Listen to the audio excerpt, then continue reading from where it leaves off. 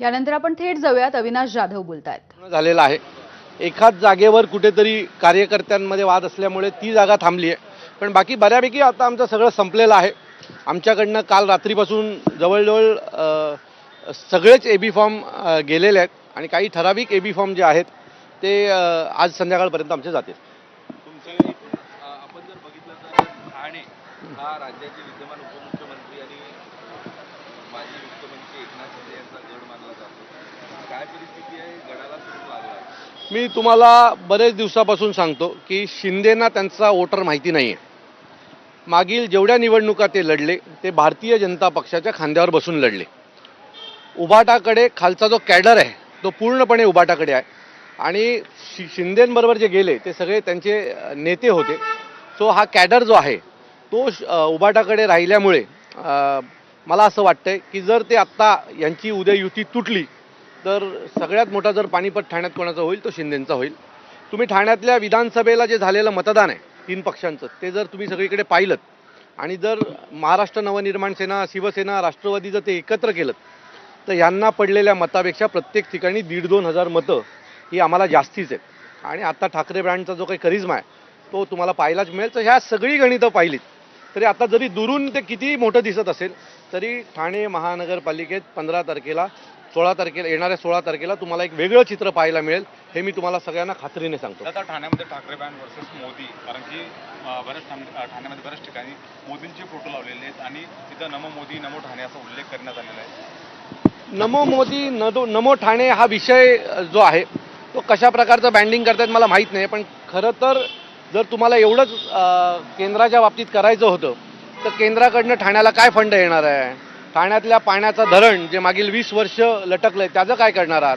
घोडबंदर ठाण्याच्या आतली जी ट्रॅफिक आहे त्याचं काय करणार आहात? ठाण्यातल्या रस्त्यांवर असलेल्या खड्ड्यांचं तुम्ही काय करणार आहात? ठाण्यामध्ये प्रचंड होत असलेल्या भ्रष्टाचाराचं तुम्ही काय करणार आहात? याच्या बाबतीत तुम्ही होल्डिंग लावून आम्हाला सांगा. नमो ठाणे नमो भारत याला काही हे नाही आहे. तुम्ही दर वेळेप्रमाणे येता, इमोशनली ठाणेकरांना ब्लॅकमेल करता आणि पुढे निघून जाता. यावेळेला तसं होणार नाही. आमच्या प्रचारात हे मुद्दे राहणार आणि आम्ही प्रश्न विचारणार तुम्हाला की मागील 20 वर्षात तुम्ही नाही करू शकलात. केंद्रात 10 वर्ष 11 वर्ष सत्ता आहे, महाराष्ट्रात 11 वर्ष सत्ता आहे, तरी जर तुम्ही कामाचे बॅनर न लावता हे बॅनर लावत असाल तर हे ठाणेकरांचं आणि महाराष्ट्राचं दुर्भाग्य. अविनाशजी, एक महत्त्वाचा मुद्दा आहे की शिवसेनेची राजकारणातली एंट्री ही ठाण्यात महापौर बसवल्यानंतर झाली होती आणि त्याच्यानंतर हा प्रसंग आलेला आहे. कसं असेल पुढचं निकालाच्या नंतर? लोकसभेला सुद्धा मोदींच्या नावावरती इलेक्शन लढलं गेलं, विधानसभेला पण तेच झालं आणि या मुद्द्यावरती ठाणे हा शिवसेनेचा बालेकिल्ला. हो, कारण बाळासाहेबांच्या फोटो मी तुम्हाला परत सांगतो की ठाण्यामध्ये तसं काही जसं म्हणतात की शिंदेंचा बालेकिल्ला वगैरे आहे. सो ज्याच्याकडे नगरसेवक आहेत म्हणजे बालेकिल्ला होत नाही हो. कार्यकर्त्यांचा एक मोठा कॅडर हा महाराष्ट्र नवनिर्माण सेनाकडे आणि शिवसेनेकडे आहे, उभाटाकडे आहे. त्यामुळे नगरसेवक किती याच्यावर बालेकिल्ला ठरत नाही. तुम्हाला या महानगरपालिकेनंतर कळेल की ठाणे हा बालेकिल्ला शिवसेना आणि मनसेचा आहे. अविनाशजी, ज्याप्रमाणे महायुतीचं मार्गक्रमण चाललंय कसं आव्हान बघताय तुम्ही? बिलकुल नाही, BMCचं मला एवढं माहीत नाही कारण मी त्या प्रोसेसमध्ये नाही आहे. पण ठाणे महानगरपालिकेत तुम्हाला कळेल की असं काही आव्हान आमच्याकडे नव्हतं. 16 तारखेला ज्यावेळेला विजयाच्या रॅल्या निघतील त्या दिवशी कळेल की ठाकरे ब्रँड ठाण्यामध्ये जोरदार चालला आहे. कारण ठाणेकरांचं ठाकरेंवर प्रेम आहे आणि मागच्या विधानसभेला ते गेल ते दिसलं. आता त्या विधानसभेला जर आम्ही दोघं एकत्र असतो तर यांचं सगळ्यांचंच ठाण्यामध्ये बऱ्यापैकी पाणीपत झालं असतं, अनेक जागांवर पाणीपत झालं असतं. आनंद दिघेंचं नाव घेऊन सातत्याने शिंदे तिथे राजकारण करताना पाहायला मिळाले. त्यांनी आनंद दिघेंचं नाव वापरलं तर त्यांना कितपत फायदा होईल असं वाटतं? हे बघा, आनंद दिघेंना ठाण्यात दैवत मानणारी खूप लोक आहेत. परंतु जे लोक दिघे साहेबांचा फोटो सुरुवातीला एवढा मोठा होता तो आता असा होता एवढा आलाय, तर ते लोकांना पण कळतं की दिघे साहेबांच्या फक्त नावाचा वापर केला जातोय. दिघे साहेबांचे खरे वारस तर माझ्या मते राजन विचार आहेत, केदार दिघे आहेत. हे सगळे दिघे साहेबांचं जे कार्यालय होतं मठ होतं आता त्याला 5 स्टार कार्यालय बनवलंय. त्याच्यासाठी दिघे साहेबांच्या मठासाठी दिघे साहेब एवढा महान नेता होते की त्यांच्याकडे अनेक वर्ष ठाणे महानगरपालिका होती पण मठासाठी 1 रुपया नाही घेतला. मागच्या बजेटमध्ये दिघे साहेबांच्या मठासाठी 3 कोटीचं बजेट ठेवलं आहे चहा पाण्यासाठी. आता 3 कोटीची चहा पाणी नक्की काय पिणार आहे देवाला माहिती.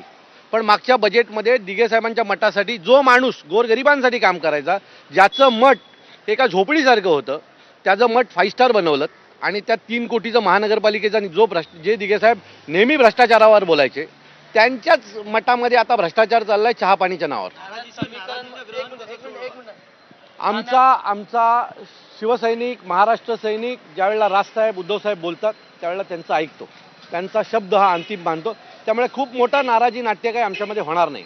आमच्याकडे इच्छुकांची संख्या खूप मोठी आहे, पण ज्यावेळेला आम्ही त्यांना पटवून सांगतोय की कशाची काळाची गरज काय, त्यावेळेला तो थोडासा डोळ्यात पाणी आणतो, पण पुन्हा दुसऱ्या दिवशी कामाला लागेल एवढी आम्हाला खात्री आहे. शिवसेनेचं मनोमिलन झालंय, पण राष्ट्रवादी मनसे आणि शिवसेनेचं मनोमिलन झालंय का एकत्रच लढणार? आमच्या सगळ्यांचं मनोमिलन, घट्टमिलन, जेवण सगळं झालेलं आहे. त्यामुळे तुम्ही काही काळजी करू नका. आम्ही तिघही जण एकदम आनंदी आहोत, सुखी आहोत आणि पुढचा संसारही नीट करू. धन्यवाद. जितेंद्र आव्हाड नाराज होते. तर मुंबई आणि ठाण्याच्या संदर्भामध्ये अविनाश जाधव हे बोलत होते. 16 जानेवारीला आमचीच विजयी रॅली निघेल अशा पद्धतीचा विश्वासही त्यांनी व्यक्त केलाय.